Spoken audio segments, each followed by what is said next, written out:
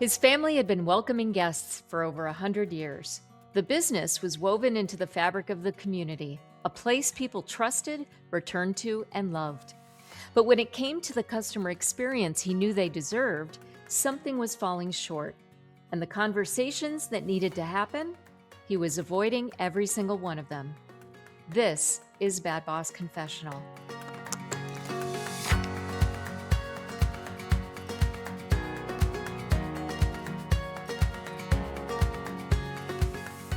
Hi, I'm Beth Fahey, and this is Bad Boss Confessional, where real leaders get honest about the mistakes that made them better. Before we dive in, a quick thank you to our sponsors for making this show possible. Do you love running on EOS? Try Streti, the EOS platform people love.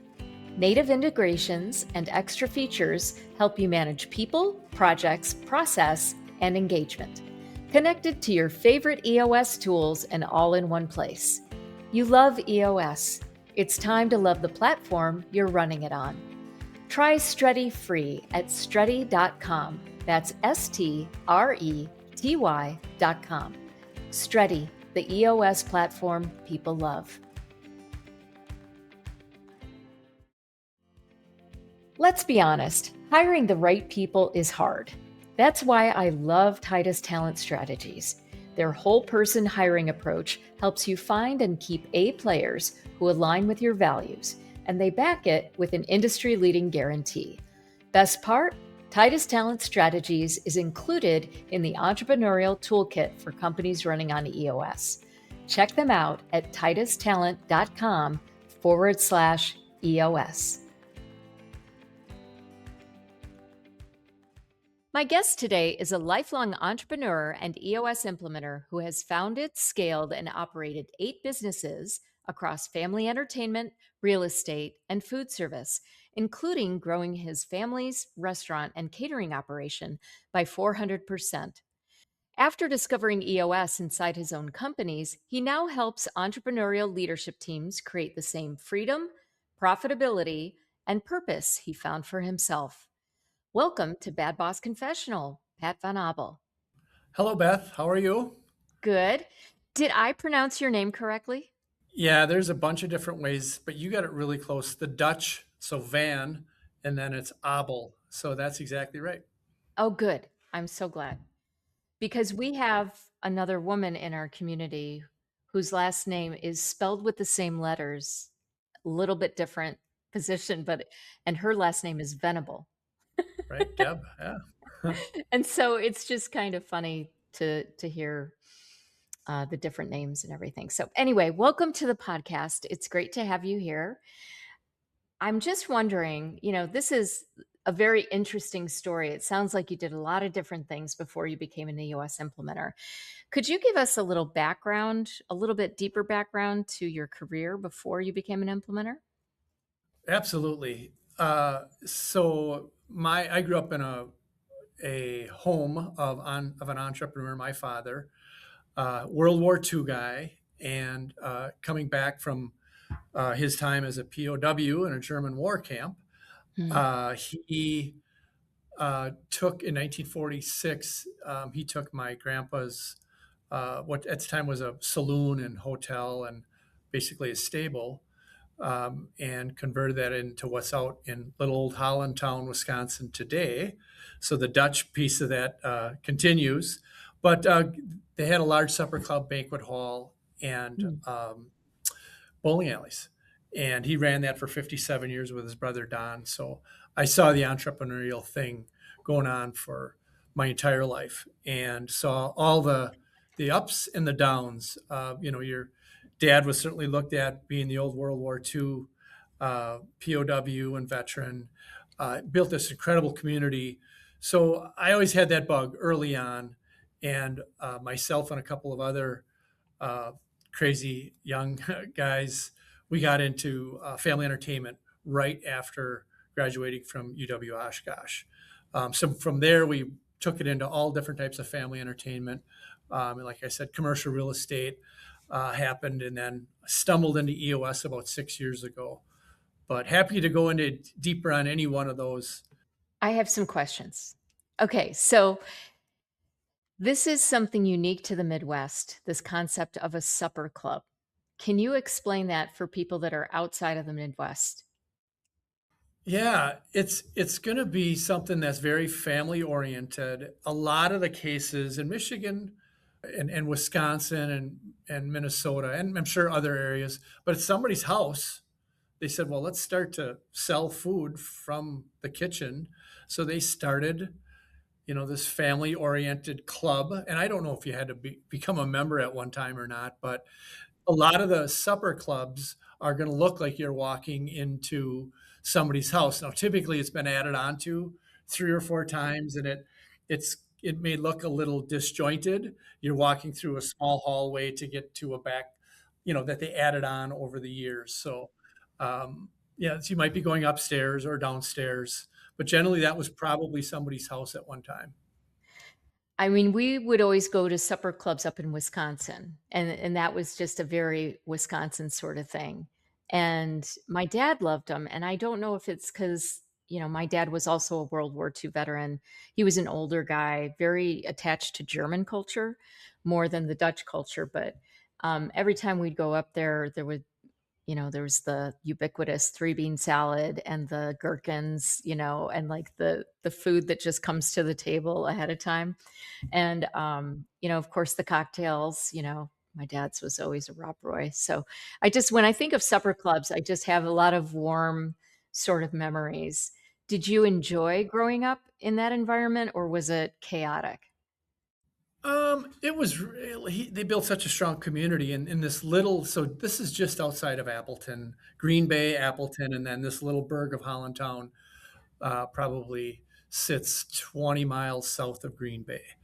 Um, so built this incredible community. Everybody worked there. So everybody in the community, their kids worked there, bussing tables. But we never saw mom and dad in the house.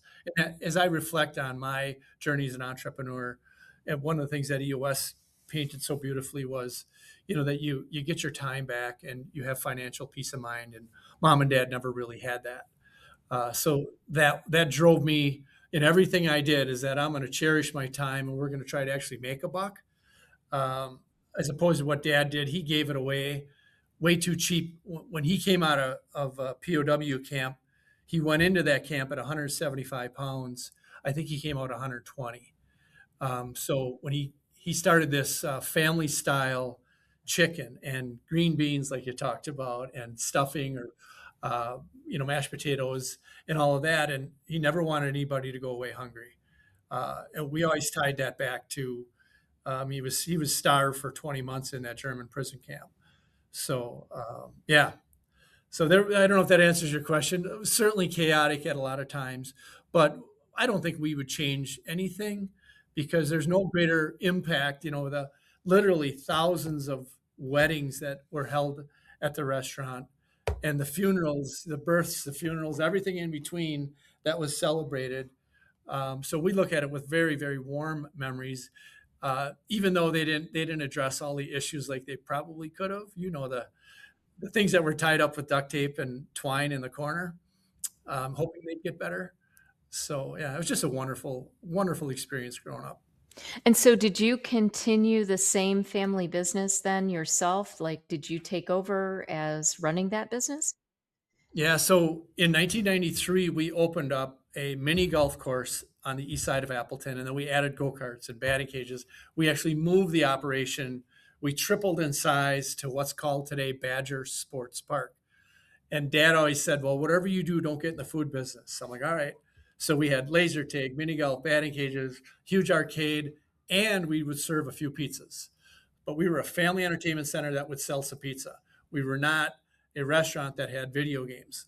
Totally different. So we listened to him through and through until 2002. He never had an exit strategy. And he said to me and my siblings and a couple of cousins, you're now in the food business. So we ran that from 2002 to 2022.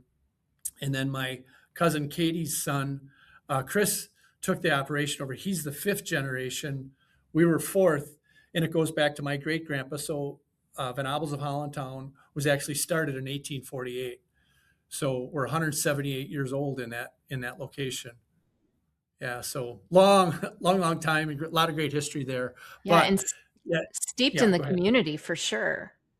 Yeah, yeah, we're as old as the church. I mean, it was eight Dutch families, Wow. uh, and your old good friend Renee Bohr came out there and had dinner with me one night because he grew up in Little Chute, which was only about Yeah. 10 miles away, and so that ties into that great Dutch tradition. And there's tons of Germans, and there's a pile of Irish in that area also. Mhm.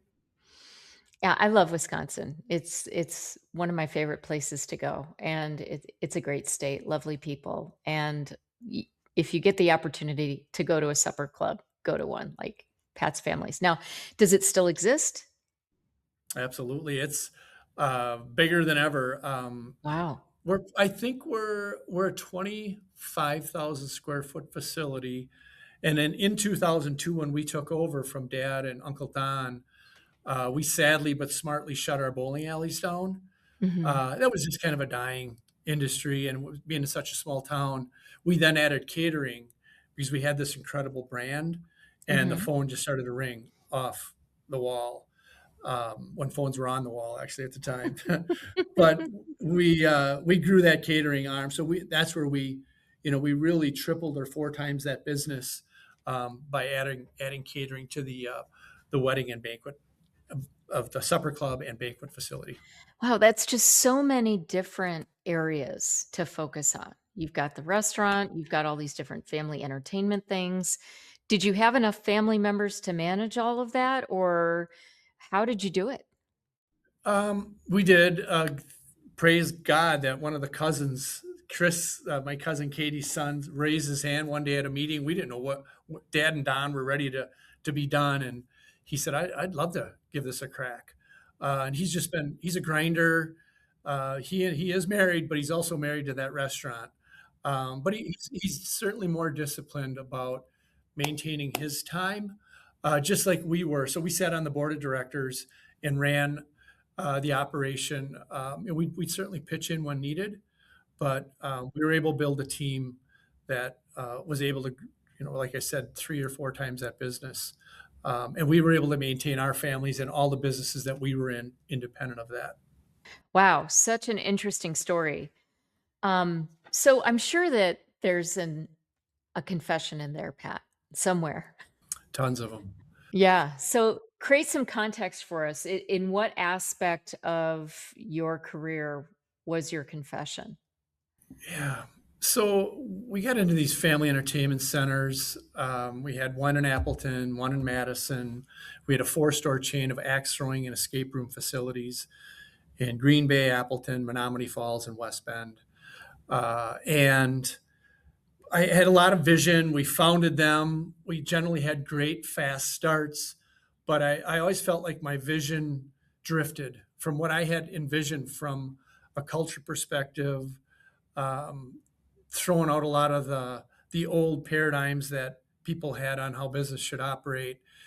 And I felt like we drifted away from my vision. And I my number one failure as a leader was conflict avoidance by far, because I said, we want to have big hellos and big goodbyes in every facility that when that phone rings or somebody walks through the door, it's got to be authentic, but hey, how you doing? And really engaging them at a high level, getting to know them personally as much as time allows. But I really saw us drift away from that and Mm, fall into old paradigms. And well, if they want us to know their name, they'll tell us. Or we don't want to assume that you know people want us to say thanks for coming out as they're walking out the door. And in the door, the big hello, big goodbye, really trying to engage them by name. mm, Became I had different factions in our leadership teams that would just pull it to more transactional than mm, truly transformational. And my vision was always that, like, man, make it really special every day that you can, both for our team members and for our guests that would walk through the door. We made a lot of good progress on it, but after seeing what high performance organizations do, certainly through the lens of EOS, mm, and as you grow, man, you can make it special and repeatable, and that stuff is that drives so many referrals if you make mhm. people feel special. but you Mhm. have to break old paradigms that, well, you don't do that in business. Well, yeah, you do. You can. You Mhm. can run this business however you want. So I think we drifted from that. And I just didn't have the confidence uh, to pull that back in line. So that would certainly be one. Yeah, so it sounds like you had people that were not core value fit on your team that were not supporting the daily operational practices so that you could deliver on what you felt your culture was. Yeah, the passion, our purpose, cause, or passion, what I had dreamed morphed into other things, and we kind of became a lot like other places, and it was just very transactional. And we we had then in 2013 in our longest standing family entertainment center, which is that Badger Sports Park in Appleton, Wisconsin. Uh, we read a book called The Servant, and that led us down the servant leadership um, mindset, disciplines, and practices, and it aligns wonderfully with the EOS model. I think it's at the heart of the EOS model, putting the love in it, and we really gained a lot back. But still, I felt there was always more ground to gain on building healthier relationships and executing the tasks that were required every day. That leadership and management um, that so well. Um, we always look back, but boy, we had a lot of good things done too. So I don't want to cast anything other than that. Yeah, but I mean, it sounded like a huge, complex operation, and I would imagine that it's really hard to keep the same culture in all of these different locations. Yeah, and but boy, if we would have had a few of the EOS tools at the right time, Mhm. Yeah. and for them to hear it seven times, if not 107 times, you'll know if they're going to start to row in the same direction that the vision that I had. And I didn't have the tools. I Mhm. simply didn't have the tools. And then you lack the confidence. So that was, Right. yeah, way more good things than bad for sure. But I have some bad boss confessions. I remember because I was in the food business too. I would read a book or I would attend a Vistage meeting or something would happen for me as the visionary that I'd be like, "We gotta go do this thing," or, "Have you tried this?" And I would wear out my team with some of the new stuff that, I would bring back all the time. But I remember being absolutely obsessed about the customer experience and the culture of the organization. And if you don't have people that are helping you support that, then it doesn't get operationalized and it's just really difficult. Um, and I can only imagine over the multiple locations that you had that that was even more difficult. Um, Yeah, hard to scale that culture for sure. So let's talk a little bit about what you said was your failing as far as having tough conversations. This is something that we see all the time. And now that you're an EOS implementer, are you looking at it from a different vantage point? And how do you work with your clients who are also working with the same challenges? Yeah, so Gino Wickman, the author of Traction, I'm sure many of your listeners know of him, but he said all roads lead back to the accountability chart, and it's the people and process. You got to have that, got to have both, and it's the structure of the organization, right? Um, with the tools, in EOS and other business operating systems, you have something to say. You could split the hair and say, is this a right people issue? Is this a core value thing? Or is this, hey, they don't understand the seat. We haven't clearly defined it because we want to get it. Well, do they get the fundamentals of it? Do they want it? And do they have those capacities? But we didn't do that at a great level, but we never understood the tools and splitting that and say, hey, there's a culture fit piece of it, and then there's the capacity of the seat. And are they right for the seat? We never knew it. We just didn't split it that way. Like, oh, Jim will come around, or maybe they're just having a bad month or a bad quarter or a bad few years, and we just tolerate all that stuff. So much just falls through the cracks when you don't have a system that gives you the confidence. Hey, others have done this, and it works. So I don't know if I got off your question or not, but Well, I was asking, like, having those tough conversations. I mean, this is a very common thing that happens for everybody, right? Especially when you're in the Midwest, we're raised to be nice and, not say anything bad. And, your parents say if you don't have anything good to say, don't say anything at all. And so we're sort of trained to not say anything. And when we see something, it's often really hard to say something. And when I work with teams that struggle with this, sometimes I get pushback from the leadership team where they're like, we don't want to be that judgy. We don't want to use these tools like GWC or the people analyzer. That sounds so harsh. I mean, who am I to judge? Like, hear my teams kind of spinning around the tools because it means that they're going to have a tough conversation. And that's the last thing that they want to do. for sure. And I was guilty of that.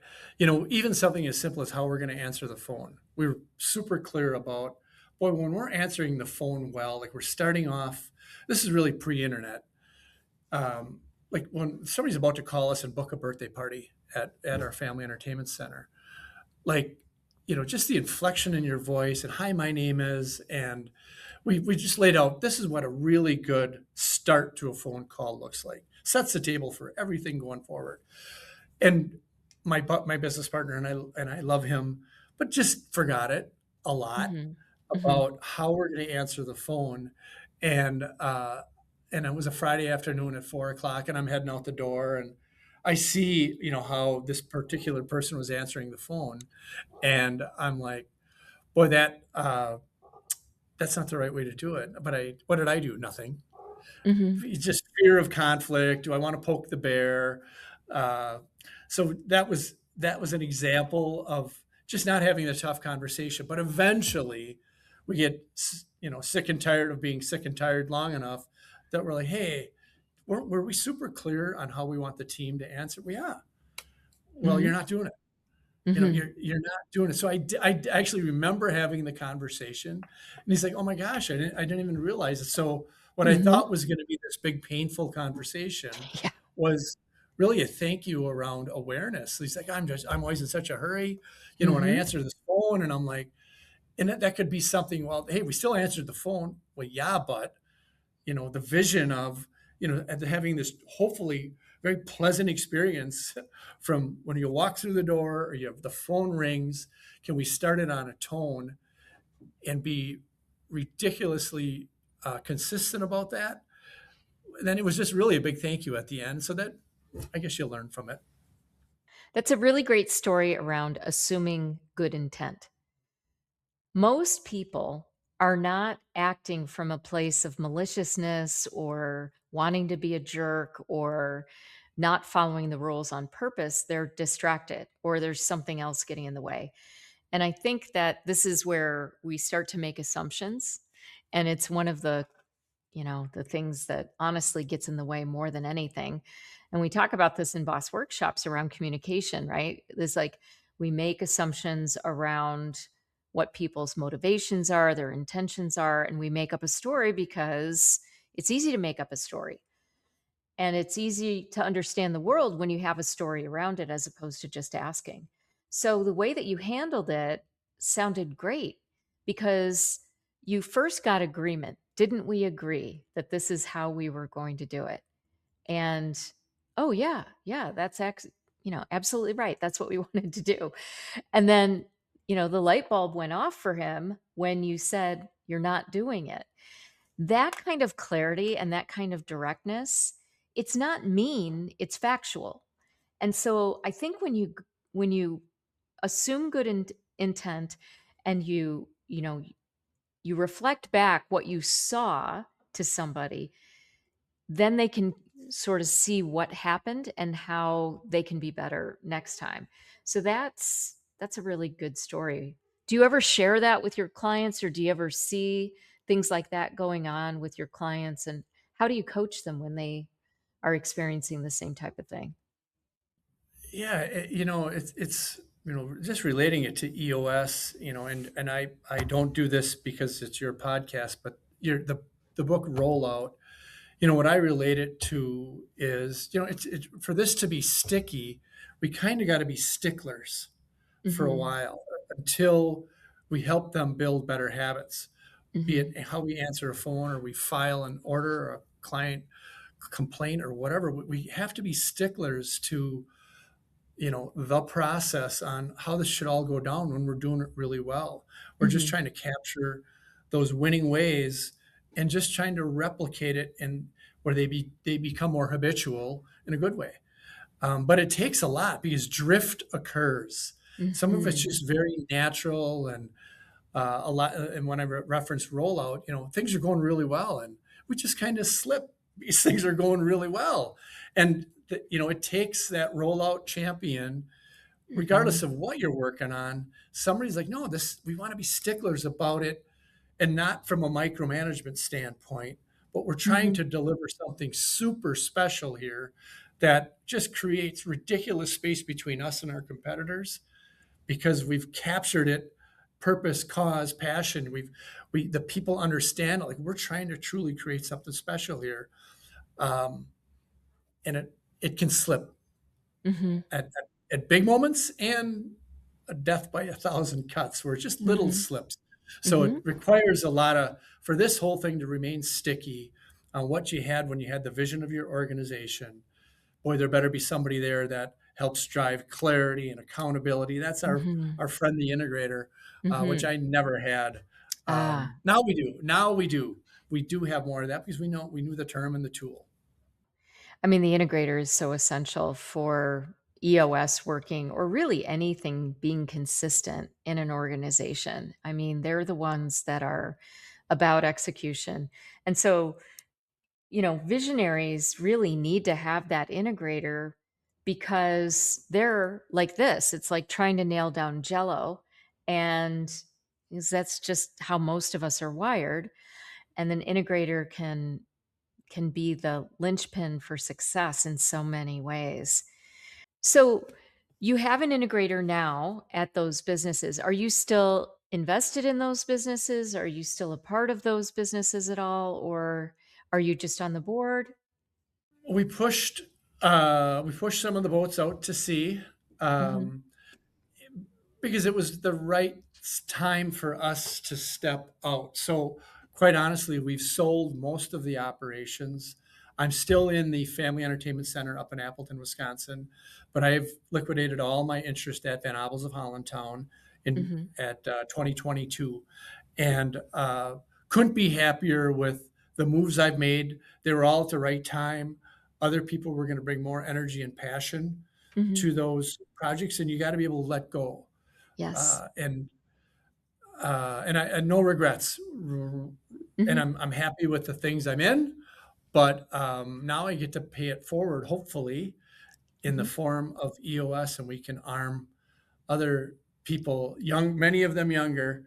But I think it's just such a blessing what you and I get to do. It is completely.